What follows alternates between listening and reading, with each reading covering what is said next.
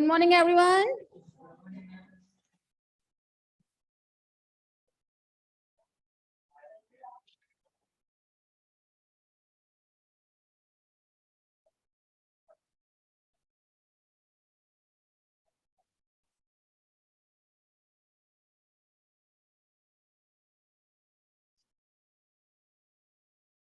आज 22 हो गई शायद 22।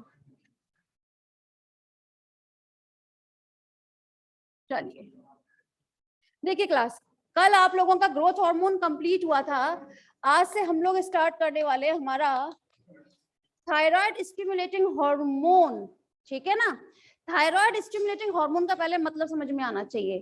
थायराइड थायराइड एक ग्रंथि होती है यहाँ पर गले में, लैरिंग्स के नीचे की तरफ, ट्रैकिया के ऊपर, यहाँ दोनों तरफ एच शेप की प्रेजेंट होती है। आप लोग इतना जानते हैं, है ना। उसे ये स्टिमुलेट करता है। स्टिमुलेट मतलब उसे उद्दीपन करने का काम करेगा ये हार्मोन। ठीक है, ये हार्मोन है ना, ये एक ऐसा हार्मोन है जो आपकी थायराइड ग्रंथि को उद्दीपन करने का काम करेगा। समझ में आया। अब ये काम करेगा कैसे, पहले समझिएगा। पहले हम बात करें तो ये बेसोफिल से स्रावित होता है। किससे होगा ये, ठीक है। दूसरी खास बात, बेसोफिल से एसिडोफिल, आप ध्यान रखिएगा। दूसरी खास बात, अगर हम मॉलिक्यूलर वेट की बात करें तो इसका मॉलिक्यूलर वेट 10,000 टू 30,000 के समथिंग देखने के लिए मिलेगा। लेकिन हमारा जो मेन पर्पस है वो है इसका फंक्शन देखना कि ये कैसे हार्मोन है। ठीक है, आप लोग जानते हैं TSH का स्त्रावन कौन करता है। TSH थायराइड स्टिमुलेटिंग हार्मोन का स्त्रावन कौन करता है। पीयूष ग्रंथि की एडिनो हाइपोफाइसिस वाला भाग जो रहेगा, मतलब उसका अग्रपिंड जो है। ठीक है, तो मैं यहाँ लिख सकती हूँ पीयूष ग्रंथि। ठीक है, पीयूष ग्रंथि ने किसका स्त्रावन किया, TSH। ठीक है, TSH से एक सिग्नल जाएगा, कहाँ जाएगा, थायराइड ग्रंथि की तरफ। ठीक है, थायराइड ग्लैंड। थायराइड ग्लैंड फिर क्या काम करती है, अपने एक हार्मोन का स्त्रावन करेगी जो आप लोग आने वाले टाइम में पढ़ेंगे, दैट इज अ थायरॉक्सिन। आप लोग जानते हैं ना थायरॉक्सिन का स्त्रावन होता है। थायरॉक्सिन को हम लोग जनरली T4 के नाम से जानते हैं। ठीक है, हालांकि T4 और भी टाइप के होते हैं, T1, T2, T3, T4, लेकिन T3 और T4 वही आपके एक्टिव फेज होते हैं। ठीक है ना, लेकिन थायरॉक्सिन हम जिसको बोलते हैं दैट इज अ T4। तो मैंने यहाँ शॉर्ट फॉर्म में लिख दिया है, that is a thyroxine hormone. समझ में आया। पीयूष ग्रंथि ने क्या काम किया, अपने एक TSH का स्त्रावन किया। एक TSH जैसे ही आपके ब्लड में आता है वैसे ही आपकी थायराइड ग्रंथि क्या काम करने लगती है, थायरॉक्सिन का स्त्रावन स्टार्ट करने लगती है। लेकिन क्लास आप लोग जानते हैं इस पीयूष ग्रंथि को भी तो कोई ना कोई कंट्रोल करके चलता है, हाइपोथैलेमस। याद रखिएगा इस चीज को, हाइपोथैलेमस। ठीक है, अब ये हाइपोथैलेमस का काम क्या रहता है, मैंने आप लोगों को कल भी बताया था। ये अपने दो प्रकार के कारकों का स्त्रावन करेगा, या तो रिलीजिंग फैक्टर। रिलीजिंग फैक्टर मतलब होता है मोचक कारक, जिसकी वजह से कोई उद्दीपन मिलेगा इसको, पीयूष ग्रंथि को। समझ में आया। एक होता है इनहिबिटरी फैक्टर, मतलब जो इसको इनहिबिट करेगा, उसको रोकेगा, संबंधित करेगा। समझ में आ रही है बात। तो यहाँ पर अब इसका नियंत्रण कैसे होगा, एडिनोहाइपोफाइसिस के माध्यम से।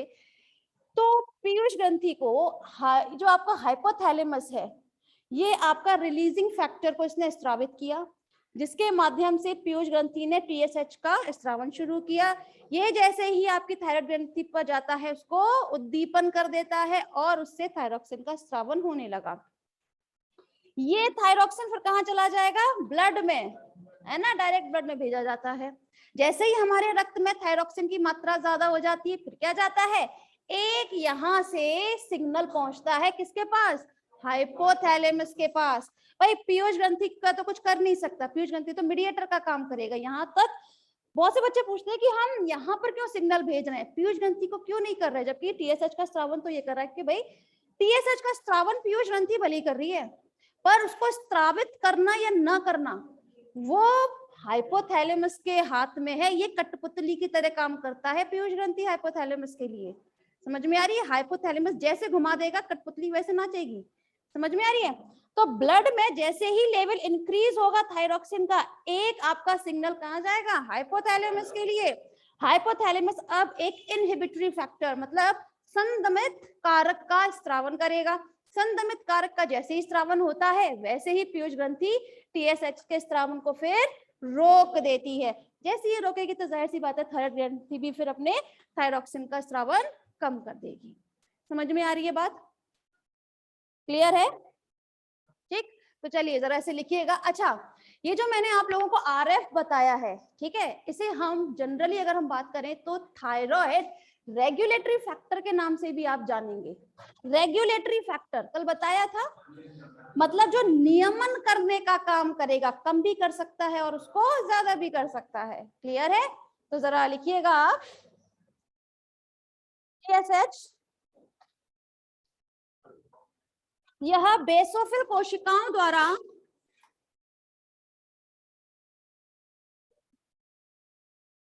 यह बेसोफिल कोशिकाओं द्वारा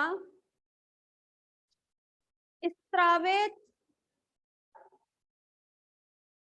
स्रावित ग्लाइकोप्रोटीन प्रकृति का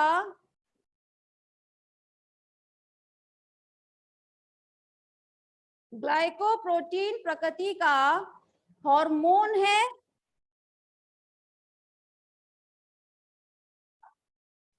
जिसका आणविक भार या अणु भार कुछ भी लिखिए 10,000 से 30,000 तक होता है।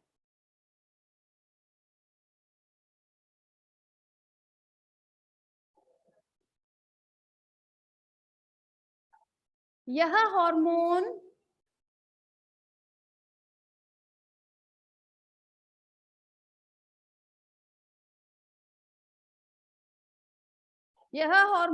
थायराइड ग्रंथि की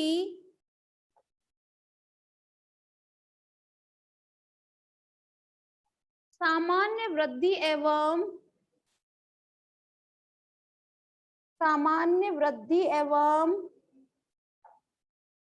स्त्रवन क्रिया को नियंत्रित करता है। एक्चुअली इसका मेन पर्पस तो सिर्फ स्त्रावन को करना है, ठीक है।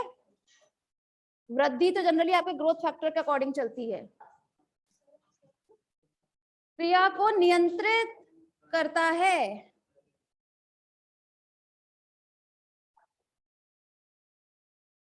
यह हार्मोन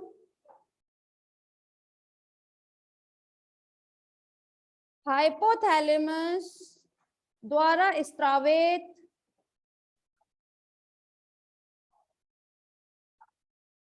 टीआरएफ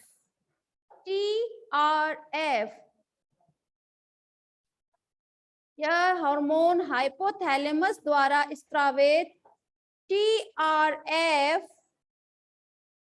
द्वारा नियंत्रित किया जाता है।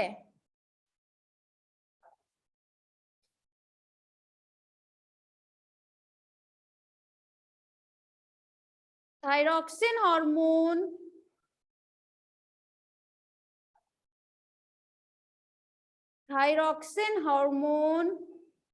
एडिनोहाइपोफाइसिस या आप अग्रपिंड कुछ भी लिख लीजिएगा। एडिनोहाइपोफाइसिस पर टीआरएफ मतलब थायरोट्रोपिन रेगुलेटरी फैक्टर की क्रिया को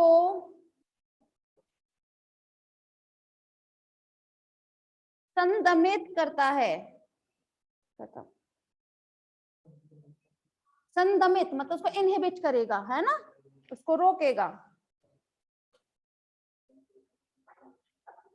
नेक्स्ट हेडिंग लिखिएगा आप ACTH।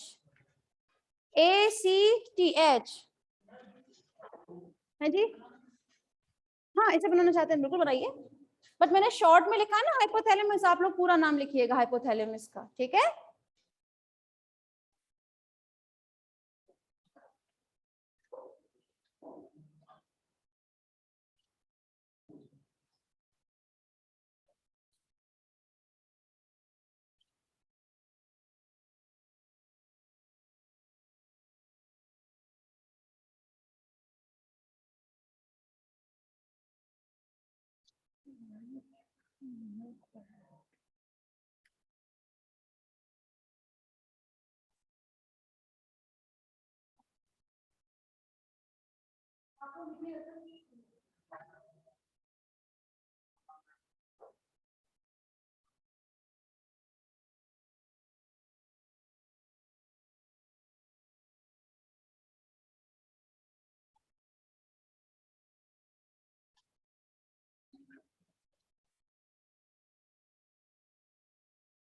काफी देर से हो रहा है।